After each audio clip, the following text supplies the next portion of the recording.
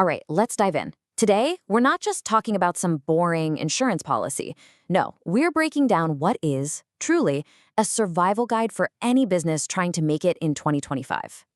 So let's just start with a number that should really get your attention. $4.88 million.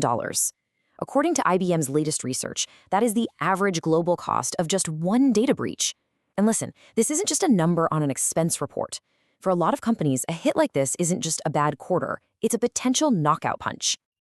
And if you're thinking, oh, that's just a problem for the big guys, you could not be more wrong. The reality is actually way tougher for smaller businesses. Get this, 60% of them that get hit with a major cyber attack are completely gone within 6 months. That's not just a risk, that's basically a coin flip for your company's survival. So yeah, the conversation we're having today is pretty darn urgent.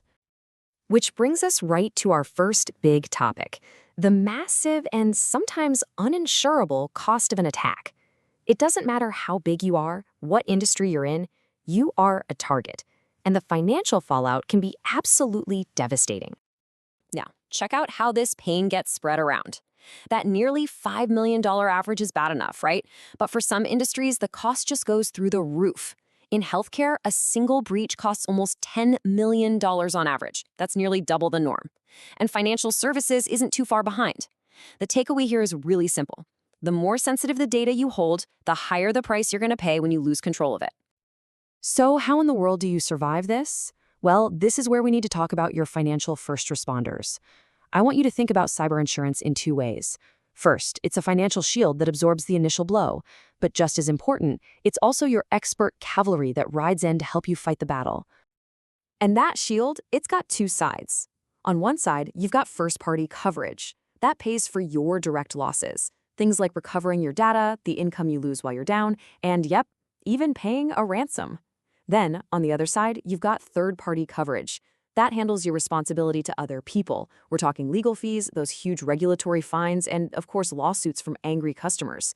Any good policy has to cover both. Now here's one of the most valuable and honestly one of the least known parts of that cavalry I mentioned, the breach coach. You can think of this person as your secret weapon. It's a specialized cyber lawyer paid for by the insurance company who basically becomes the quarterback for your entire response. The second you report a breach, they are on the phone, walking you through this legal and regulatory minefield, telling you exactly what to do and maybe more importantly, what not to do. So what does this actually look like when it happens? Well, it's a rapid response plan. First, you call it 24/7 hotline. That immediately gets your breach coach on the line. They then deploy the experts, IT forensics to figure out what happened, PR teams to manage your reputation, even negotiators if it's a ransomware attack.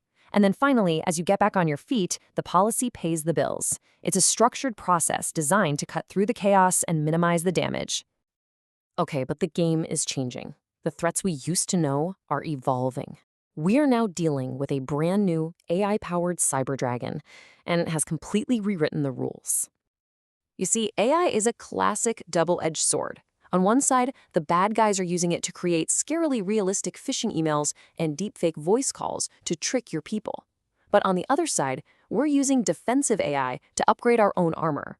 In fact, data from that same IBM study shows that companies using AI for their security save on average almost $2 million in breach costs. It is a full-blown arms race. And if you want to see what this looks like in the real world, just look at this chart.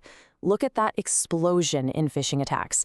That 202% jump is a direct result of generative AI making it super cheap and easy for criminals to create perfect, personalized scam emails at scale. Seriously, the days of just looking for a typo to spot a fake email, those are long gone. And we're seeing totally new ways to attack. Let me introduce you to prompt injection. It's ranked as the #1 AI security risk for 2025. This is where an attacker doesn't hack your network. They just talk to your public-facing AI chatbot and trick it into spitting out confidential customer data or doing things it shouldn't. Your own helpful tool becomes the source of the breach. It's wild. So, with all these crazy new threats, how do you make sure you have the right armor? Okay, let's get into the practical advice. What you absolutely have to look for in the fine print when you're looking at a cyber insurance policy. It is so important to get this. Not all policies are the same. Not even close. The marketing might look slick, but the real protection, the stuff that matters, is buried in the details. So, what should you really be looking for? Heading into 2025, these are the non-negotiables. Your policy has to cover ransomware. It needs business interruption coverage that protects you even if it's your cloud provider that goes down. And with these new AI scams, coverage for social engineering and fraudulent money transfers is an absolute must. And you know, what's not in the policy is just as important. You have got to watch out for the act of war exclusion. Sometimes they call it the Lloyd's Clause, which can let insurers off the hook for state-sponsored attacks. You're also not covered for problems you already knew about, or if the core internet just fails. Understanding these gaps is so critical. And here is a huge warning. A cyber insurance policy is not a get-out-of-jail-free card for bad security. In fact, insurers have really strict requirements now. If you say on your application that you use multi-factor authentication and you don't actually have it turned on when you get hit, well, guess what? Your claim is probably going to be denied. You have to keep the promises you make in that application. Which really brings us to our final point here. It's all about shifting your mindset. It's time to stop thinking about cyber insurance as just another expense on a spreadsheet and start seeing it as a strategic pillar of your company's ability to survive and thrive. So what's the big takeaway here? Yes, of course, insurance transfers that catastrophic financial risk off your books, but it does so much more than that. It gives you instant access to an A-team crisis squad. It tells your partners and regulators that you're serious about this stuff. And honestly, the process of just getting the insurance forces you to get your own security in order. It's an active part of being a well-run company today. And that brings us to the final question I want to leave you with. In 2025, cyber risk is not an IT problem anymore. It is a core business risk, plain and simple.